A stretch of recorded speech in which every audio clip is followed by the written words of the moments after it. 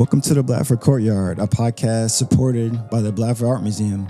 This platform provides an inclusive space for all University of Houston students to discuss and explore the Houston arts landscape.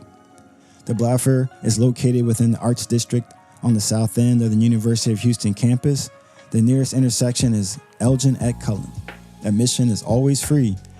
Search Blaffer Courtyard on all platforms, Spotify, Apple Podcasts, and Amazon.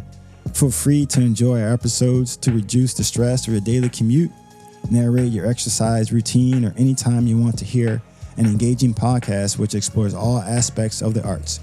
To find out more about the Blaffer Art Museum, our upcoming events and exhibitions, please visit us at blafferartmuseum.org or follow us on Instagram.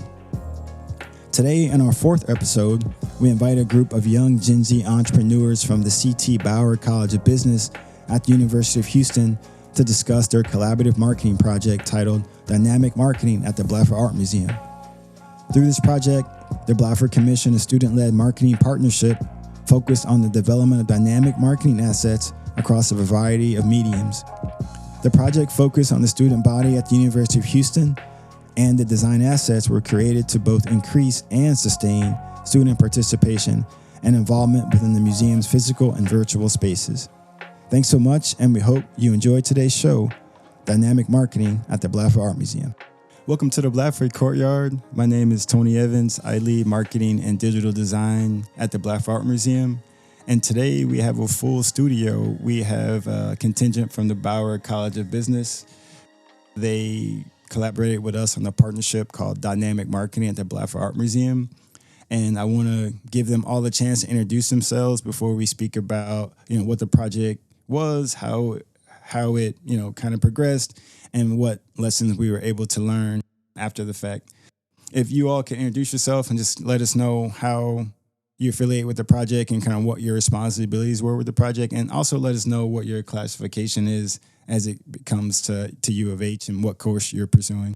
Hi, I'm Sahil. I'm the team leader on the project, and I'm currently a junior studying MIS. My role as a team leader was just to kind of direct the project and kind of steer everyone in the right direction, kind of fill in where I need to, check in on people, and kind of just make sure the overall project is going good. Okay, Sahil, would you mind telling us what MIS stands for those of us? Yeah. Yes, MIS stands for Management Information Systems, and it is kind of a mix between kind of data analytics and business as well. Great. All right, next. Hello, my name is Suzanne, and I am a double major for accounting and finance at the Bauer, Business of Bauer. I am currently a sophomore enrolled. All right, you're a sophomore. And what did you do for the project as far as like your responsibilities? What were you responsible for? Okay, I was the internal communicator, so my role was basically just getting my team members, as if in the beginning, just getting them together and communicating with them, I guess, days that we should meet up, days people are available, and just so forth. Okay, great. Nice. And next? Yeah, so my name is Jalen Green. I am a junior here at the Bauer College of Business with a major in marketing. And what I did for this project was I was the graphic designer, so basically creating the flyer that we had posted around campus as our traditional marketing tactic was what I contributed to the project. All right, great. Thanks a lot, Jalen. Hello, everyone. My name is Sidra Ibrahim, and I am at the Bauer of Business, majoring in marketing specifically.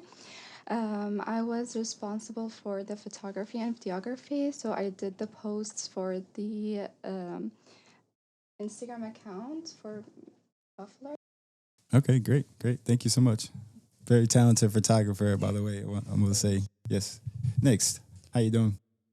Hi, my name is Roxanne, and Hi, Roxanne. I'm a sophomore here at Bauer College of Business. I'm a pre-business student, currently pursuing a major in accounting. Okay.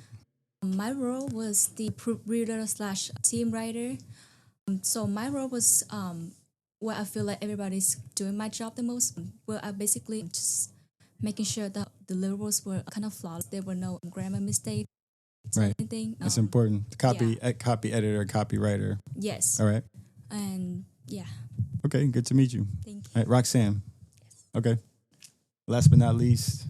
Hi, my name is Jonas. I'm a junior at Bauer, and I'm currently pursuing management information systems. My role for the project was, I think it was research lead. Okay. And my contributions to the project were just like helping us create like survey questions and then helping create the Instagram reel, like, and then also helping us create ideas for what to talk about like in the podcast. Gotcha.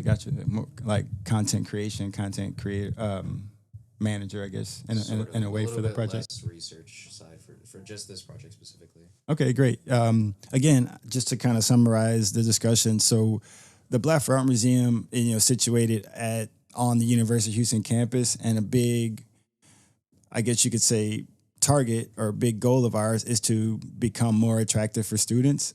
So my colleague Catherine Veneman started this partnership with the Bauer College of Business, and typically the deliverable for the project was a PowerPoint presentation. But this round, we decided to do more dynamic marketing. So we asked the students to provide social media posts, as Jalen mentioned, an actual physical flyer they would post on campus. And then more importantly, the digital assets for Instagram, 3 Instagram posts and an Instagram reel. And so when we kind of get into a discussion of the project, just from a group, what was your general knowledge of the Blaffer Art Museum before this project? So honestly, I did not even know we had an art museum on campus, Right. and I'm sure that goes for a lot of us here. Mm-hmm. In fact, when we all signed up for the project, I actually had to look and see where it was, and I was very surprised that it was real close to us. Yes, we find that to be the case over the course of doing this project. In the arts district, students know about the museum, but typically in other majors, business, etc., the Blaffer is a mystery. It's an unknown, and so that's something we wanted to target with this project. But Suzanne, what was your familiarity with the Blaffer before the project? I actually didn't know we had a museum on campus, which was very funny too when we were scheduling on when to meet up for the museum. Like Sahil said, I had to search it up as well to see where it was, located, exactly where it was at. My parking garage was actually maybe like a 5-minute walk from them. Right. So I've been around it for 3 semesters and I've never seen it. So that just kind of shows how, I guess, hidden it is. Yeah, we have some work to do, but we're getting better each year. We're getting more and more known, and so that's part of this project, right? Something that we're going to discuss, something that we're targeting for as a museum. Jalen, you want to speak about your familiarity with the Blaffer, if at all, before the project? Yeah, so kind of like what they were saying, I really wasn't familiar with the museum or where it was located. I just think specifically because I think being a Bauer College student, you're kind of so used to being around this side of campus. So being on that whole opposite side of campus was like almost like a whole new world. And seeing the museum was like eye-opening. I was like, okay, well, I really haven't gone around campus as much as I thought I had been. Mm-hmm. So that was my experience. I didn't have any knowledge of that whole side. Yeah. Okay. For me, also, I did not know the museum existed before taking this project, but I'm so glad I got to learn more about it and explore it. And I really like to learn, more about what they're offering in the future, and I might go to the events that will be happening at the museum. I hope so. I mean, to this point, we're 0 for 4. It's sort of like known about the Blaffer before the project. Yeah. But hopefully after project, you know where we are. You can tell your friends. You can come back out. You're always welcome. But yeah, definitely always welcome. Roxanne, how about you? I actually know the Blaffer a little bit because of the signs they had around the campus. Okay. And I mainly walk a lot around the campus, so I see those the signs in the campus. Okay. So I've seen it a lot, but I've never been to the Blaffer. It's been it's kind of like a hidden gem because due to the constructions, I actually had a hard time finding the museum. So but I feel like it's everybody should have a chance, an opportunity to come and visit at least once. Yeah, I agree. Yeah, we're done with some construction all over campus, and then definitely the yard signs and different posters. We hope we have had some success as far as getting people to see us, and so that's good that you notice them. And so we're happy when the construction, it's needed, but we're happy when it's done and things are back to get our entrance back and things like that. People can find this a lot easier. Yeah, I hope that wouldn't be a problem. Yeah. later on, but now it's a lot. Cool. All right, Jonas. So I knew we had a museum on campus. I just didn't know it was called Blaffer, and I didn't know anything about it. Okay. I actually visited it once when I was a freshman, like 2 years ago, Mm-hmm. and I saw one of the exhibits, but it wasn't a guided tour, so I didn't know anything about it. Mm-hmm. But after doing this project, like I learned like what the museum is, like what the exhibit was, like more about Blaffer, and I'm just glad that we got to contribute to bringing more awareness to it, like on campus. Yeah, I mean, I love that sentiment. We're definitely glad to have you all so integrated and to have now at least the six that are here, become more familiar not only with the space but know where it is and feel comfortable, interacting and from a student perspective, like exhibitions, events. Yeah, we're always happy to have you, always open to any type of support and any type of ideas that you all have. So to keep things moving, we talked about how did you all decide to assign the different roles for the project? And feel free to speak in, but if Sahil, if you want to jump in first, definitely go ahead. I do think we all kind of looked at, what our strengths were, what we felt comfortable with, and kind of went from there. I know for me, I have kind of had other projects where I was the leader in the past, and so I felt that, if no one else was really that comfortable with it, I might as well just jump into it. Good. That's cool. Conventional thinking puts it that business people don't care about the arts or not that interested in the arts, but we find that definitely a lot of business students really find it the arts as an interest. It's there, but they want to pursue something more practical as business, but they want to have space, to be in the art space and be creative. So I wonder, whoever wants to answer, what made you all as business students decide to do an arts-based, marketing project? For me personally, it was my third option, so obviously not the first one. Mm-hmm. But I do have personal interest in arts and museums specifically, so it was just more so if I don't get, the top two, at least I have something I at least do like in a sense, which is art and all that. Maybe not like my main focus, of course, but it was definitely like a stand-in of to do something fun. Yeah. Fun. Mm. And Suzanne, what were your other two options? When you talk about your project. They were definitely I don't remember the name of it. I just know the first, for specific majors, the first one was definitely accounting, and I think the second one was something with finance.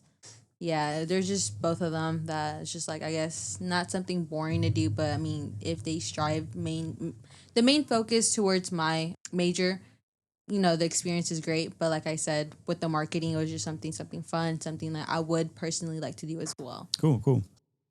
Anyone else want to jump in as far as business course, but then, wanting to spend time in the arts? Yeah, I can jump in. I kind of like how Susie was saying that when she was looking at it, she was looking at it from a major perspective. So like for accounting and what she's majoring in, which was kind of my whole reason for picking this project, because like I mentioned, I am a marketing major. So all of my top choices were according to marketing. So when I was picking which projects that I was interested in, it was something that is resumeable or something that can stick with me as far as like for this project specifically, it covers a lot of marketing strategies like digital media and how that's ever so evolving, which is a whole conversation in itself. But when I was looking for projects, I was looking for things that were in my major, so this was one of my top choices for picking.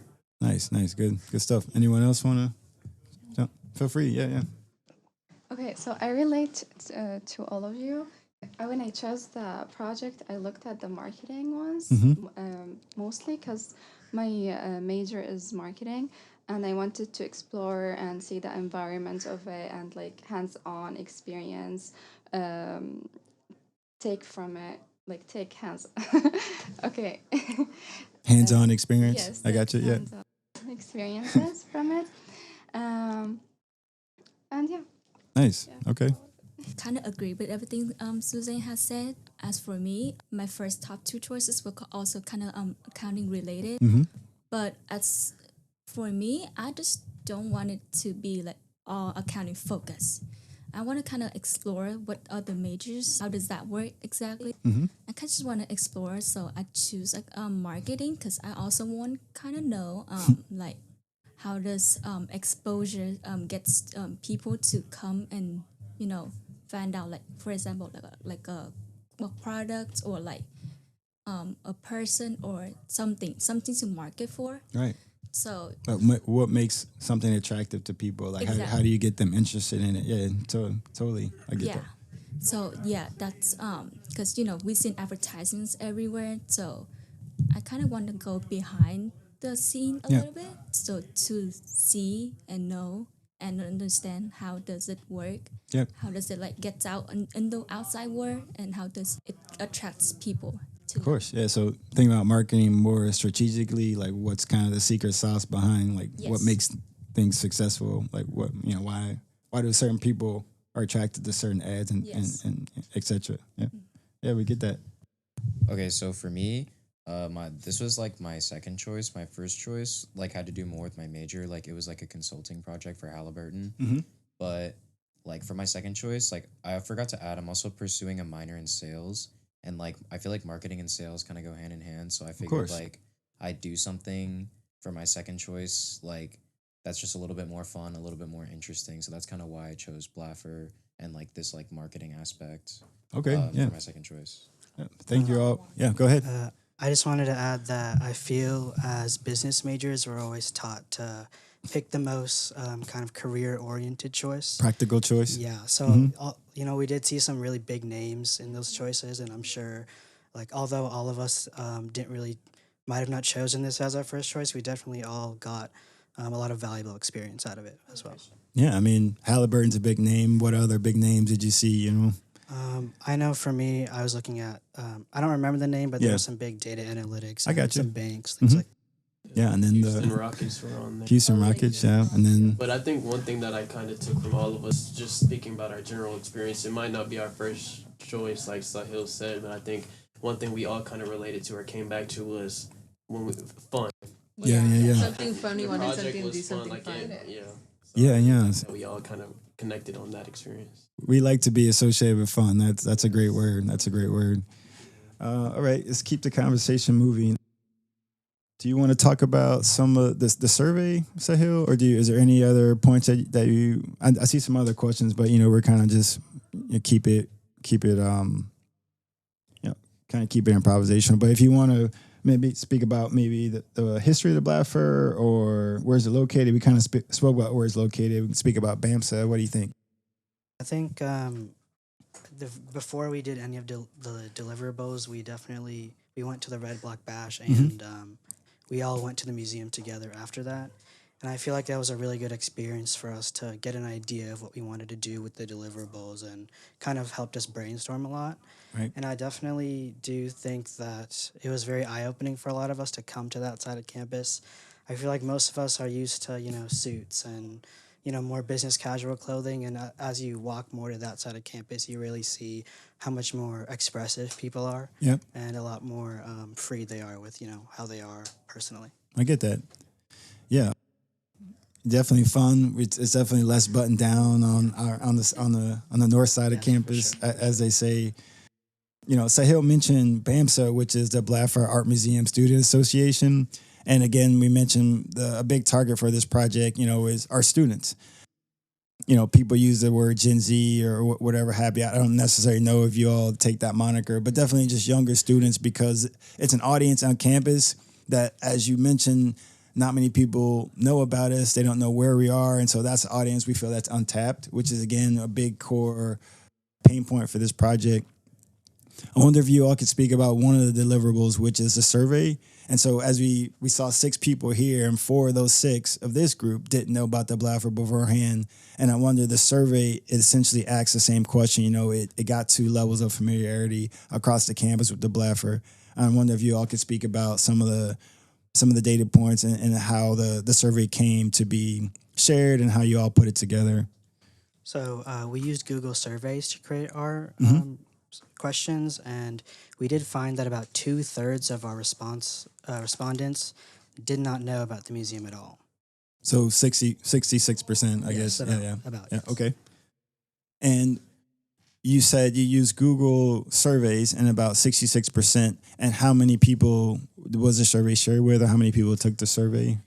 We did get about 81 responses, most of those being around the business area, a couple other places around campus as well. But it can be a little difficult to get people to just spur of the moment, just kind of do a I survey. get that. I get that. And share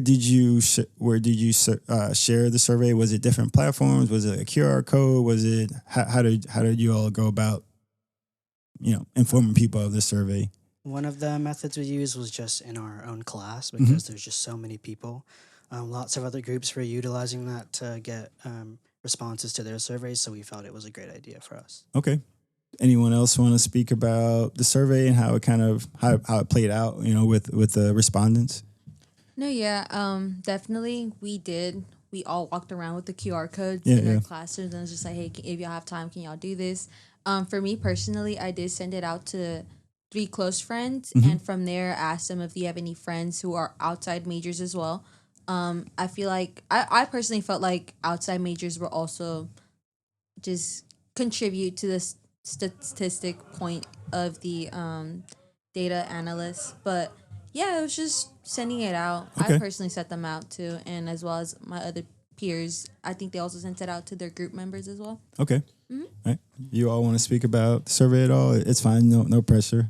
I guess just to kind of like piggyback, kind of finish off what they were saying, just kind of like sending it out to other organizations that we were part of. Like I know for me, I'm a part of another organization on campus, the Black Business Student Association, so I'm a part of that. And I know for Jonas and Evan who couldn't make it with us that they're part of like PES, so just sending it out to people, like-minded people that aren't so business related. Well, I guess those are business organizations, but people who aren't just directly in the class, I think that was also how we got results back as well. Yeah, that's great. You reminded me of something. We introduced everybody that was in the room, but can we speak about the people who were not able to make the discussion and just kind of give them a shout out if you have a list of not only their name, but how they contributed to the project? Yeah, I can speak for Miguel if you want to speak for Evan. Yeah, I'll speak for Evan. Yeah, if you can go speak for Miguel and yeah. Yeah, so Miguel is a really, really cool guy. Unfortunately, he wasn't able to make it today, but I feel like he would definitely bring a good vibe to the room. I think when we all first met Miguel, it was like, this is a interesting, cool guy. Yeah. Very outgoing. So he really brought a lot of personality to the group, and I think that's why we also kind of chose him to be our external communicator, because we believed that the personality that we saw within him, when our group meetings, we thought that would correlate nicely with externally communicating as well. So that's how he ended up getting that position. That's cool. Miguel, okay, thanks. Sorry you couldn't make it, Miguel, but we know that you contributed to the project. And you said Evan. I'm going to speak to Evan's contribution. So Evan is like me. He's an MIS major and he's pursuing a minor in sales. He's in PES, which is like a sales program at Bauer, as like me. He was the milestone leader for our project. I know he went to the Red Block Bash with the rest of the group, which I wasn't able to go to. And I mean, he's a pretty smart guy, so if he was here, I know he'd have like a lot of great insight to give. Right. For the project. That's great. One thing I want to ask, again, not a silver bullet question. Again, we said 4 of the 6 here didn't know about the Blaffer, and then the survey, 60%, 2 out of 3 didn't know about the Blaffer. If you had one recommendation as far as like, do this to bring that 66% number down, in your opinion, what do you think it should be? So we found that the largest motivators for coming to events was both food and just social events where people can meet new people, make friends, and just kind of hang out with other people. We did see that a lot of the people who had come to Blaffer already either came with friends or for a date. And so it's definitely something that people want to do with other people. Gotcha. And so that and food are also just 2 huge motivators for that. So to summarize, Sahil, in order to bring more people, to bring that number down, show events with more food and show events that are more like group oriented to bring more people in. Yes, definitely. Okay. Anyone else want to throw a shout out? How do we get that 2 out of 3 to be 0 out of 3 or 1 out of 3? I personally definitely do think whenever you showed me the analytics of before we got involved and then afterwards, whenever I saw that the age group was around 30 to 40 maybe, and then now we actually targeted our age groups. Right. I do believe, like Sahil mentioned, group stands. Those personally attract me when, especially when people sell things. Right. Like, I go around and I personally bought 3 items from the stands that they had outside. And just viewing involving students, hoping and sorry. What I'm trying to say is whenever we got involved into the marketing, since we know what our age group likes the most, Right. what targets is the most, seeing those analytics go up definitely help understand that students really do just like go in a group Yeah. and enjoying things. So like stands to like buy stuff, food, definitely music as well. Okay. From what I've seen as well. They all just gathered around like the signs. I personally saw the signs. I kept saying that they were saying that they were gonna have free tacos, and that's all I kept talking about. Yeah, Just yeah, like, yeah. what happened to the free tacos? They didn't advertise it Yep. with the signs that they were having. For the baffler, but definitely food. That food is definitely a big take on that. Gotcha. Okay, so we got. So Suzanne, speaking about the stand, so you all participated or you visited the Red Block Bash, which is a big event for BAMSA, and the Red Block Bash is essentially like a fair bazaar for student, I guess, creatives or student entrepreneurs, where they set up a stand and they sell, artwork, or they sell, crochets or illustrations or what have you. And it was a big way to introduce a creative group of students, but also from what you're saying, it makes it more collaborative, it makes it more fun, and plus there was food, right? So it's that's a way to bring that 2 out of 3 number down, over time. And I also want to speak about solutions that are, food. We got making it more fun and collaborative for students. And any other ideas or any observations? I mean, like with this project for connecting Bauer to business, I mean, you got 8 of us to go to that museum. So I think because we have a lot of marketing majors on campus, I think maybe if there were like more marketing classes that had projects where they work directly with Blaffer, that would also be something good. Okay. Because I mean, like, it's just 8 of us that went, but like we could tell all of our friends to go and go in groups, and then like that just like spreads around. So I think just like targeting like marketing classes too would also help. Just going between like multiple different classes. All right.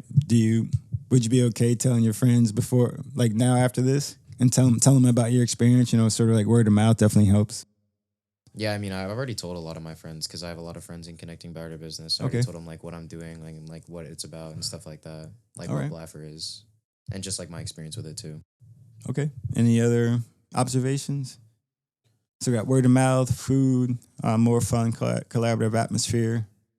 Kind of just to back off of what everybody was saying and what Sahil had mentioned, just about how most people said that their primary motivators for wanting to go to the museum would be, the social aspect and the food.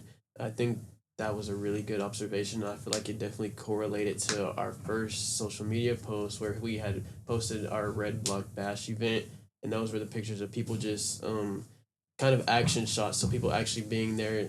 And how that post was, I think, our highest performing post. So I think the social aspect, being able to see that from a marketing standpoint, I think it definitely correlates with our results from the survey. And then our first deliverable, I think you can definitely see that connection there too. You saying also earlier that was your favorite post as well. Yeah. I mean, I think that's a good segue into the other deliverables, the social media post. Unless Sahil, is there anything for the survey that we didn't touch on that you feel that it's important to share? No, I think that should be good for the survey. Okay, sounds good. Social media is, everyone kind of has their opinion about it, but as a museum, it's a must-have. And so I did some research for this project, but also beforehand, as part of, trying to become a better marketing social media sort of person. I looked up a few stats, and I wanted to ask you all a question. If you had to guess the higher number of visitors for professional sports matches or events or games, competitions, or total museum goers, who has the highest draw? Sports. Okay. So Sahil sports, Suzanne sports, Jalen sports. Actually, it's not sports. But surprisingly, right? So this is according to the American Alliance of Museums Facts and Data from 2024. It's actually more people visit museums than attend professional sporting events annually. So surprise, right? I mean, like obviously with ESPN and the visibility of sports, you would think more people attend sports, events, but a truly reputable source as far as museum visitorship shows that museums actually get more people, through the turnstiles, as they say. So I thought that was interesting. A couple other points. 91% of businesses use video marketing or short-term video as the most leveraged format. This is according to Hubspot trends in 2024. And so obviously that's part of the deliverables we asked you all about is making social media posts. We wanted to definitely leverage reels or video because, that's 91%. I mean, that's like not a small number. That's super important. And as we speak about the deliverables, we'll speak about why your video posts were successful and how we're planning to replicate that strategy as we move forward as a museum.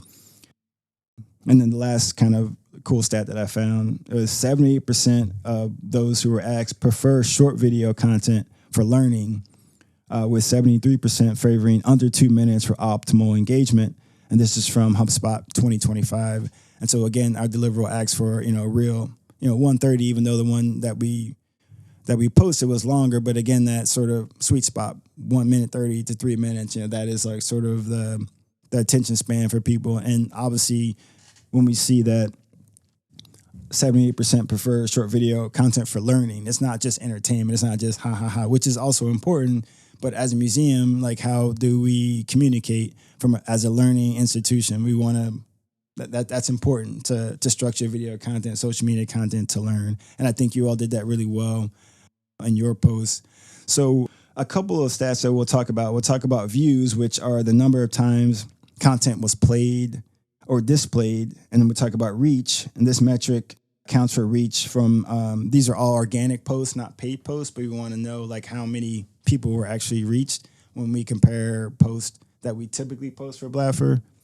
And then lastly are the interactions. These are the number of likes, reactions, saves, comments, and shares, the replies on the content that we all posted, which is obviously important because we want to create a conversation and we want to, tell stories. And the best way to tell stories is make it interactive, right?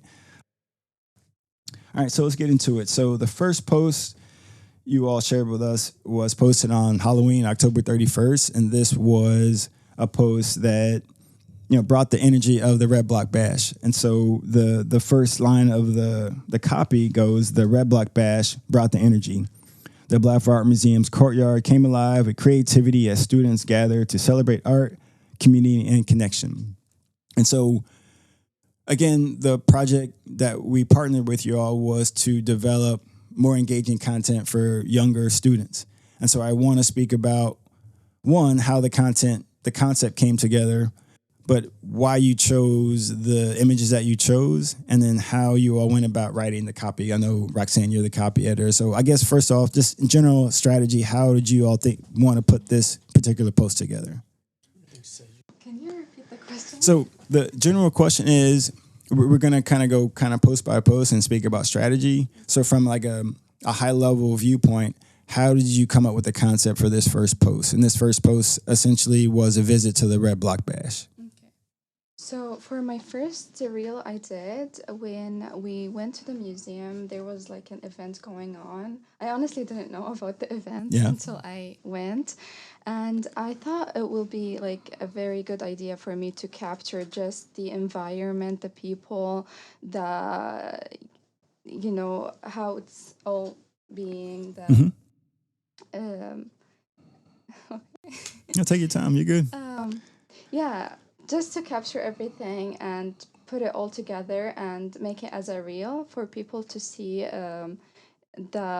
what's going on over there and how people are interacting with each other. And I'm not used to edit the videos I'm not used to edit my videos like that, but I went and made cool transitions between each video. I felt like people wanted to see more colors, Mhm. more crazy edits. Yes. More and- fun. Yeah, more fun. So yeah, I felt like I went out of my comfort zone, but Yeah. I'm really proud of what I did for the first video.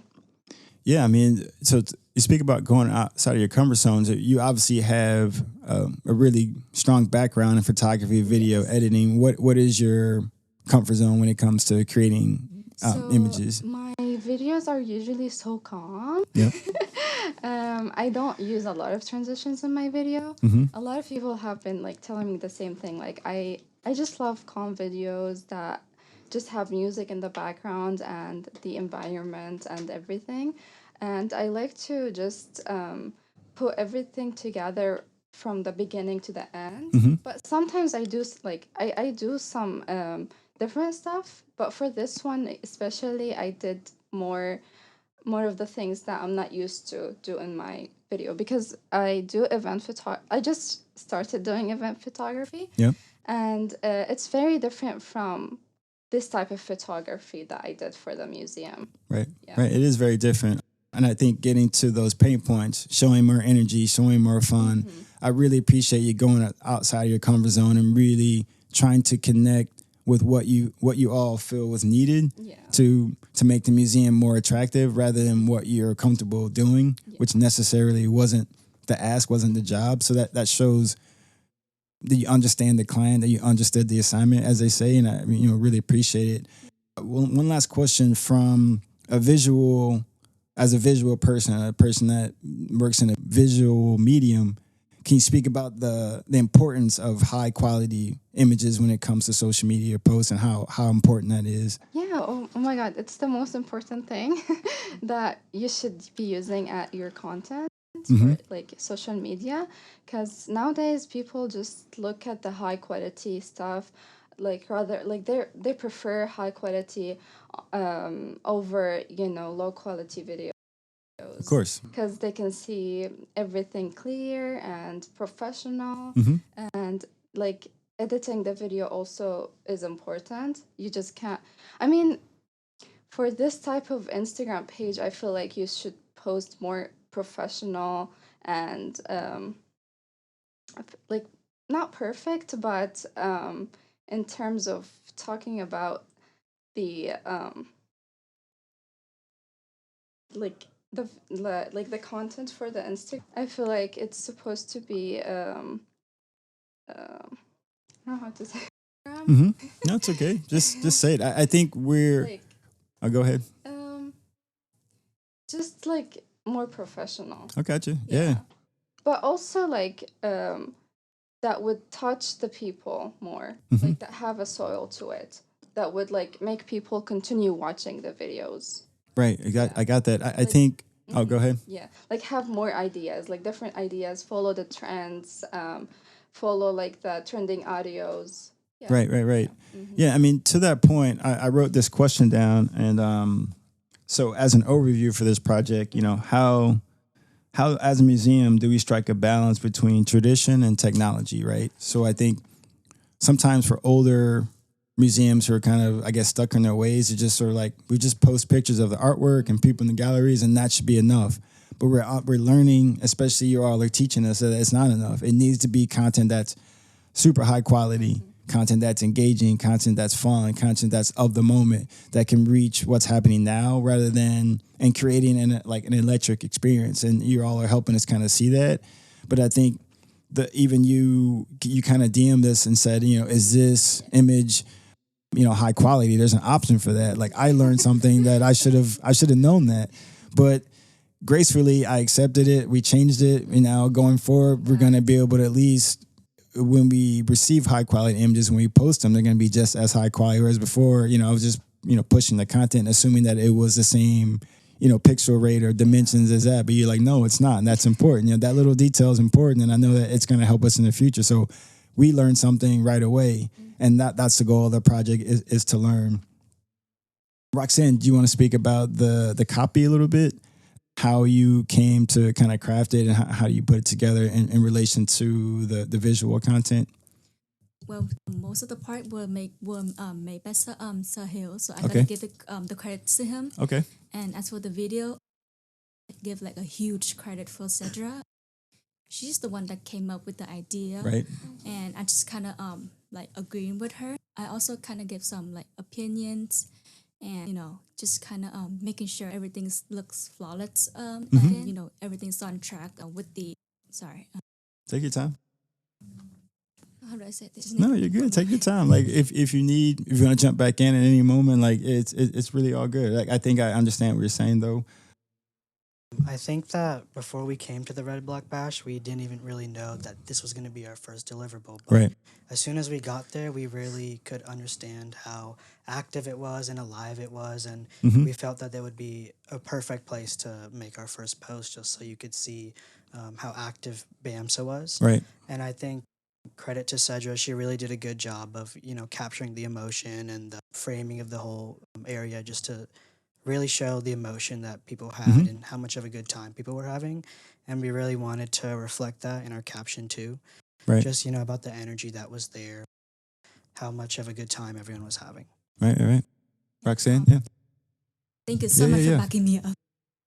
Yeah, I unfortunately was not able to go to the Red Block Bash. Mhm.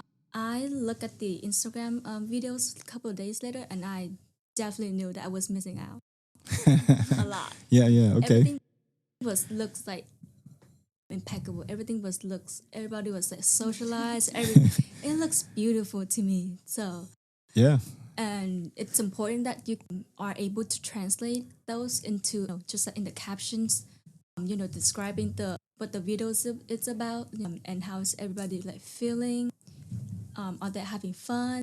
Right. Things like that, and what they gain from coming to the events, and just everything's has to be not just like looking to the videos, but also reading of the captions. Right. To that point, I wonder, do you all feel that it would help to have captions translated? So I know Houston is a super international city, many languages. Typically, we post only in English on social media. There have been times where we've posted in Spanish, but since I've been there, we haven't posted in other languages. Do you feel that would help as far as making deeper connections or help to explain more what's happening as far as having, at least in Spanish, to start with, and see maybe other language, maybe Arabic or Mandarin or what have you? Yeah, so our school is like super diverse, and I feel like we have a very large Hispanic population just in the Houston area as well. So Spanish at least would definitely do a lot for people who are primarily Spanish speakers. Yeah. How do you feel, Suzanne? No, I was just basically gonna Okay. back up what he said. Yeah, I got you. Like those honestly are the two main speaking, especially in Houston as well. Like the demographic and groups that you can find. Yep. Like for example, how he mentioned, you said Black business something. Yeah, the Black Business Student Association. Yeah, and I'm also a part of HBSA as well. Okay. So Which HB? What is Hispanic HBSA? Business, Hispanic- yeah, Hispanic Association. Business Student Association. Student Association. Okay, yes. gotcha. That's one thing I was gonna give props to. I think Instagram already does like the translation. Yep. You put translate. Okay. So that definitely works very good, obviously, with the media and stuff. But Right. yeah, just translation would definitely work. Captions. Captions, as yeah. well, Yeah, sometimes, we talked about depending that. if- Yeah. mhm. On the reel, we talk about captions being important. Yeah. So that's about it, honestly. It's just Instagram does help a lot when you just click that little thing and translate. And I think it's just for me personally, it's on Spanish. I don't know if y'all can translate it to whatever. I mean, we usually post in English, but sometimes we'll just add the Spanish to it, so you don't have to click translate. But then yeah. So I think we talked about the Blaffer demographic being, the biggest audience that we attract is 35 to 44 women. But this post and all the posts were really engaging for 18 to 24-year-olds. The first post that you posted on October 31st, the second post you posted on November 4th, and the third post you posted on November 7th. All of them had higher engagement for 18 to 24-year-olds. And we thought that, again, that was proof point of your not only your understanding of your own audience, but how to build content that's attractive to that audience, right? And we'll just go in, The first post had 10 shares, had 1 save, 107 interactions, 96 likes and reactions. So really successful post. Again, photos by Cedra. Thank you so much. We'll keep moving to the other posts as far as a general conversation. Again, the second post, November 4th. Have you checked out our current exhibitions yet? Right on campus. Stop by, get inspired, and experience how contemporary artists tackle urgent social, ecological issues, and see you at the Blaffer. Currently on view was speaking about the present exhibitions. A really solid post, really beautiful imagery as well. The last 2 posts I want to speak about is how you all were able to leverage video. And we talked about how important video is for platforms, but also for storytelling. And just from a team standpoint, I guess more so the last video, because the third one was very successful. It was more, again, like clips. But the fourth one was a very interactive video. And so, now the third one, I'm sorry, the November 12th, the one when you all did the interview. So I wonder if you could speak about conceptually how you put that together, knocking on the door, saying, follow me on this tour, but then having like single interviews with each participant and speaking about the different works of art. So I know like Jalen and Jonas definitely have that kind of MTV Cribs kind of intro in mind, where people kind of open the door and they kind of give you a tour of their house. And then we all also wanted to have everyone be a part of it. And so we all, walked around, saw the new exhibit, and picked what we felt was our favorite and why, just to kind of be able to relate to other students on campus in terms of, being able to easily and simply enjoy what was just there for us to. I do have to say it was definitely, for whenever we went in, we obviously thought we were going to do the reel. We had like basic questions we wanted to ask. It wasn't going to be like a plain and simple boring reel from what I'm saying, but compared to what we did, it was definitely, that's how the easiest way I can describe it. The first option was going to be a bit boring, straightforward, but whenever they, like Sahil mentioned about, I don't know what it's called, the show that they reference, the Kardashians. That's the best way I have a good opinion about it. But yeah, so it was just definitely in a moment where we're just like, hey, why shouldn't we do this? And we did it, and it actually came out really good. Surprisingly, it was our first time, my personal first time trying to do like an interactive video where everybody is involved, asking around, coming up with the questions, making it more, as we can say the word fun, associated with Blaffer. That's one thing I definitely do have to say. It was just definitely in a splurge of the moment. Why not do it? Yeah, right. We did it. Yeah, and it was genuinely fun. Definitely out of our comfort zone as well, because some of us are camera shy. I know I personally am. It was just definitely one of those things. Small takes here and there, but it came out very good in our opinion. Yeah. I mean, go ahead. Just kind of, I feel like I'm always adding on because they have some great things to say, but I think we wanted to really take from the experience, because I remember our first time going, I feel like as going to a museum, you always look at the art and you kind of want to piece together, what does this artwork mean, or try to come up with a story. So that was kind of the direction that we also wanted to go in as well, having that first time or museum experience in general where you're viewing that art and kind of trying to capture a picture of what it could mean. I think we really wanted to display that in the reel and that experience. And like they said, we had a lot of fun doing it too. So, no, I mean, the energy of the video came across. It was super fun whenever I saw it. I mean, it was like 2 videos, one with the interviews and one kind of with the content, and I was able to kind of play around and merge them, which is great. Again, like, you all were able to tell a story. You're able to make it interactive for students, show students in the space, which is so valuable. Be able to tell stories about the artwork and be able to make a connection individually across the project and for each piece that you spoke about. I think for when you said there was a piece called Gulf Distortions, and you said it looks like, photos or picture art, and it goes right into the picture of that. I think that was really cool. Jonas said it speaks to me when he talked about fast fashion at Tacoma, which is really cool. You mentioned that the Gulf Distortion was cool because it was more of a subdued palette, and most of the other works in Soledad Salome were really colorful, and you kind of were drawn to the more monotone. Yeah. So again, you were able to just make real connections, not just, mail in or do what the project asks you. But yeah, I feel like you all made genuine observations of the work, which was super valuable. Cedra or Roxanne, do you want to make any final comments on your contribution, for those posts or any other posts in general? Yeah.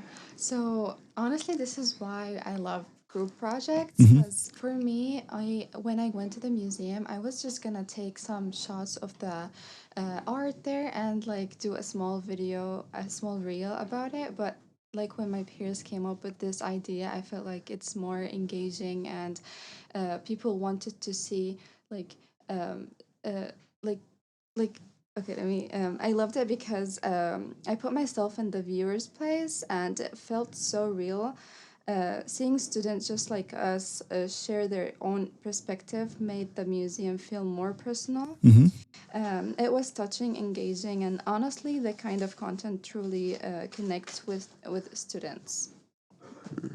Yeah, we feel that definitely made deeper connections with students, as we saw in the data. Like, I mean, like, emotionally, you feel the connection, but you see the actual metrics, like it connected with 18, 20-year-olds twice as well as it did our typical post. So that's proof positive, right?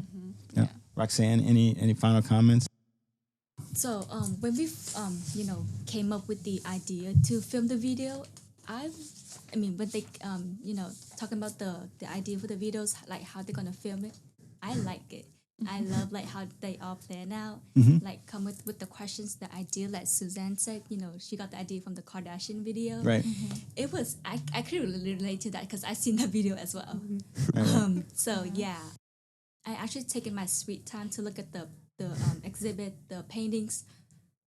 For me, I don't know if it's weird, but like when I look at the paintings, I usually look close up to the. Yeah, you mentioned that you were able to see the detail. Yeah, I love those. It's just my habit. No, it's a great habit. I know that you cannot come close, but just like to look at the details, like the stroke of the brush. Like I just want to see like how they able to look from outside to see that like a beautiful picture. Yeah. And I just want to see like how they are so like talented. Right. Yeah. And that's just me. I love doing that. I don't know why. No, you don't have to explain it. I mean, we love to see that. We love the fact that you were able to show students or able to make it to immerse themselves into the work and be a part of it.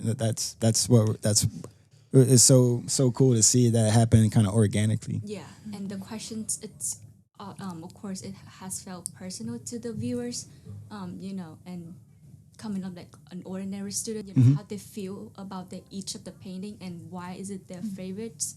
Maybe they will have like a different perspective when they actually look at the exhibit when they actually came in the museum. Right. So I think that the video like it really an open eye to others, the people to just come and have like give a visit to the Blaffer.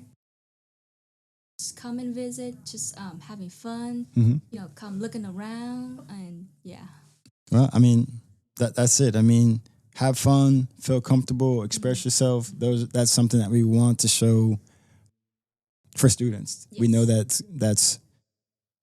an ideal for us. That's a win when students are able to do that. And so, unfortunately, this conversation we're going to have to wrap it up. But is there any other observations, anything you want to share that we didn't touch on, or anything that you feel like you learned throughout the course of the project that you want to share? I honestly want to add something. Okay. Yeah? Okay. I'll be quick about it too. Yeah. I remember going back to analytics, and whenever you asked us what can we do to, I guess, target more of the student focus. One thing I did mention, it's just a group of 8 of us. We're doing like a project for marketing. Yeah, it goes towards our grade. But, we contributed even just towards that small percentage that got our age group. Now, one thing that could benefit that and add to that, from what I'm trying to say, is definitely having people who are in BAMSA, if they haven't already, go maybe on their personal platforms and reposting it. That's one thing I remember when we first got together, we had discussed that, like, hey, maybe if we were to repost these pictures, we could still do that as well, from what I'm seeing as well. Right. We could support it as well. Our friends that we have on campus on social medias, even people who probably don't even go to that same university, they can still go. You know, they see people from their age group reposting something. I mean, whenever I see my friends repost, you know, their friends repost, it gets along. So that's, I'm just basically just getting it from personal experience and maybe promoting it as well. Yeah, Just I think things like it that. gets to that point where you were saying as far as making it more engaging for groups. So your friends are doing it, you want to do it as well. Yeah. Yep. All right. Any last thoughts? I don't know if it's a weird question, but the Yeah. art is done by students, right? Oh no, the arts that's on view. Some of the arts in the spring we have a student show and an MFA show, but the art that's on view now are professional artists. Those are working artists. Oh, so I think if any of them like do behind the scenes of the process making the art, that would be so cool for Yep. people to watch. And I feel like you can do like a, you know, what is it called? Like a time lapse. Not a time lapse, but like you add a new content to your Instagram that have like not a channel. What was the word? It's okay. What was it? Okay. Well, you can send it to us and we can come back in and plug it in.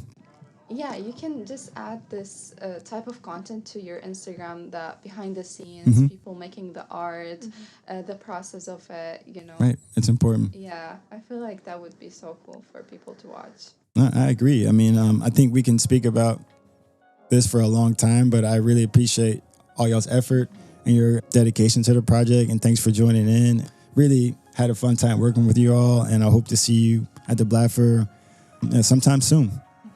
All right. Thanks so much. All right. Appreciate it. Thank you so much. We really hope you enjoyed this latest episode of the Blaffer Courtyard, Dynamic Marketing at the Blaffer Art Museum, which featured a team of students from the C.T. Bauer College of Business at the University of Houston. As a reminder, you can find additional episodes on our website, Spotify, Apple Podcasts, Amazon, and through our RSS feed. Visit our website, blafferartmuseum.org, to find out more. Also, follow us on Instagram, Blaffer Art Museum, to stay up to date on all things Blaffer. Thanks so much again for tuning in to the Blaffer Courtyard. Be well, take care, and peace.